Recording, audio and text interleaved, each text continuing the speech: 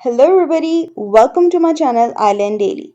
My name is Dr. Ayman, and I'm an optometrist. And today, we're going to learn about soft contact lens fitting and the preliminary examination and also the post fitting examination of the contact lenses.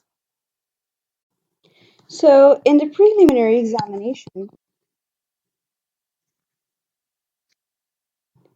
you must first ask about the patient's history. You must ask the patient if they are diabetic because there is less healing in diabetic patients, or if the patient is expecting because there is a myopic shift in pregnant ladies.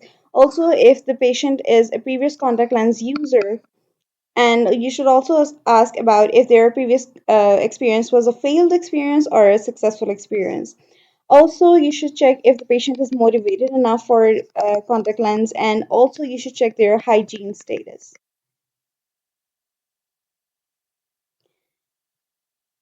Now comes the turn of slit lamp examination. You can also do this examination with the help of a Burton lamp or a pen torch examination with a 10 diopter lens, but I always prefer slit lamp examination. So you should always check if there is any abnormality present on the lid.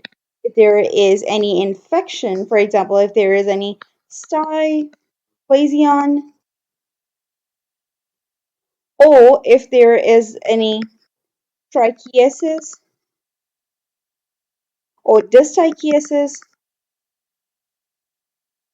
right? Or if the patient has ectropion or entropion, you should check for blepharitis, or if there is any meibomian orifice capping, which depicts meibomian gland dysfunction, right? The next very important step is tear film evaluation, which you can do with the help of shimmer test. So in shimmer test, we have shimmer strips. You fold it and place it on the nasal inner lower lid corner. If the reading is less than 10 millimeters, then your TFM is unstable. The next test is breakup time test, which can be both invasive and non-invasive. So in invasive we use fluorescent strips, and in non-invasive we do not use any other medium, but I prefer invasive method. And you notice the first dry eye patch on the slit lamp, which is more prominent with the invasive method. The second is phenol red thread test, which is quite similar to the shimmer test. So the thread is of yellow color and it turns red from the tears due to its basic nature of the tears. And same, if the reading is less than 10 millimeters, your DFM is unstable. Next thing you should check is tear prism height on slit lamp. If the reading is between 0.1 to 0.3 millimeters, it is normal. But if it is less than 0.1 or more than 0.3, it is unstable. Next thing is a plus point. If you have a tear scope, you can measure the lipid layer in your tear film. Now, so the next step is that you should perform vision, and after that you should perform refraction. Then you should perform corneal topography, and with that you will be able to get the keratometry readings, and also you should be able to get the shape idea of the shape of cornea and its thickness. The next thing is to measure pupil size in order to measure the optic zone diameter of contact lens. The next thing is horizontal visible iris diameter. If you're dealing with soft contact lens, you will add 2 millimeters, and if you're dealing with RGP, you will subtract 2 millimeters from horizontal visible iris diameter. The next thing is palpable fissure height. So if your palpable fissure height is larger, you will select a contact lens of smaller diameter, so the edges of the lid will not interfere with the edges of the contact lens. And if your palpable fissure height is smaller, you will select a lens of larger diameter, so that the edges of the contact lens come under the lids. The next thing you should measure is tension of the lid. Now, it is purely subjective. There is no objective method to measure the tension of the lid. So, what you have to do is pull the lower lid, and you can document it as loose, medium, or tight, right? Now comes the soft contact lens fitting.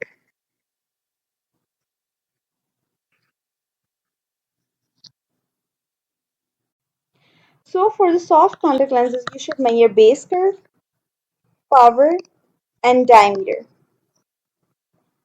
So, for the base curve, you should take the average of flatter and steeper K, and then you should add 1 millimeter to the result. For example, if the flat K is 0.85 and the steep K is 0.76, and by taking the average we will get 0.80, and then we will add 1 millimeter and we will get 8.80 millimeter.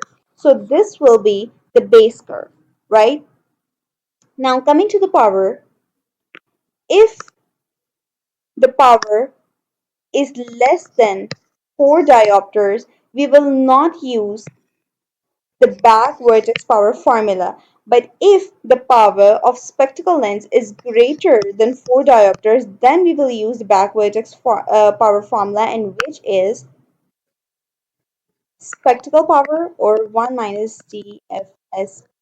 So the D is the vertex distance, which is the distance from the cornea to the spectacle lens, and we take it as we always take it 14 millimeters. So, for instance, if we have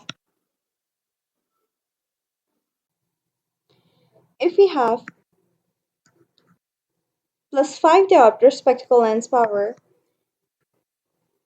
and we have to convert this vertex distance from millimeters to meters, and so we will have 0.014 and 5, right?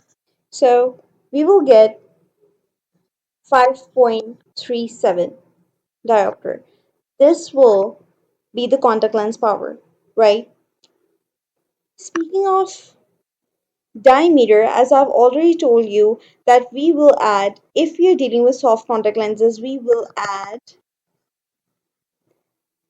2 millimeter in the horizontal visible iris diameter, which is, if it is 12 millimeter, we will add 2 millimeter more and it will become 14 millimeter, right?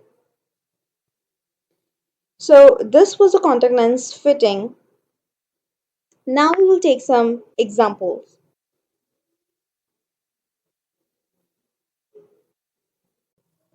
So now we will take some examples. So the first example is, if the patient has a prescription of minus 2.50 diopter sphere. So since it is less than 4 diopters, we will not convert it, and it does not contain any cylinder. So this will be the contact lens prescription. We will not make any changes. Now, if there is 2.50, also it has cylinder. Now what will we do? So Soft contact lenses are able to mask 0.75 diopter of cylinder, or if the ratio of sphere to cylinder is 4:1. So in this case, it is less than 0.75 and it also makes sense, which is 4:1. So what we will do is we will take spherical equivalent, which will be minus 2.75, right? And this minus 2.75 will be the contact lens prescription since it is still less than 4 diopters. Now, the second case is if we have 8 diopter sphere. Now what we will do, it is more than 4 diopters. So now we will refer to the back vertex power, or you can refer to the back vertex power chart, which is more easy. So this will be minus 7.25, and this will be the contact lens prescription. The third case is, fourth one is, if it also has cylinder of minus 1 at 90 axis. So it follows a rule which is 4:1, right? Now what we will do, we will take the spherical equivalent, which will be minus 8.50. Now we will refer to the back vertex power chart, and this will be minus 7.75, and this will be the contact lens prescription, right? Next case is if we have plus 2 and plus 0.50 at 90 axis. Now what we will do? So in contact lenses, we will never give a plus cylinder prescription. Never. So first we will have to transpose it, which will be plus 2.50 minus 0.50 at 180 axis. And now we will take its spherical equivalent since this is less than 0.75, right? The cylinder is less than 0.75. Now the spherical equivalent will be plus 2.75, right? And now, since it is less than 4 diopters, this will be the contact lens prescription. So these were the examples. I hope I have made it clear. Now, the next step is evaluation of the fit. So you should first check the contact lens centration or decentration in the primary gaze. Also, you should check its corners if it's not indenting the sclera. Second, you should check its position of the contact lens in all gazes. So the contact lens is decentered only 0.5 millimeters. If it is decentered less than 0.2 millimeters, then it is steep and you should make it flat. If it decenters more than 0.5, then it is flat and you should make it steep, right? The third thing is that you should check the lag. In the lag, you should ask the patient to look upwards and the contact lens will remain downwards. It should be 1.5 millimeters. If it is less than 1.5, then it is steep, and if it is more than 1.5, then it is flat. Next thing that you should measure is with the help of push-up test. So in the push-up test, you will hold the lower lid and you will try to decenter the contact lens from its lower edge. Now what you have to measure, if the contact lens is easily displaced and there is the smooth recovery to the primary position, then it is optimum fit. Now, if it is replaced hardly, and is not recovering to the primary position, then it is steep. Now, if it is easily displaced and there is this erratic recovery, then it is a loose fit. So, this was the contact lens fitting assessment. I hope that I have made everything clear. So, this was it for today. I hope you liked my video. Please like and subscribe. Until then, goodbye.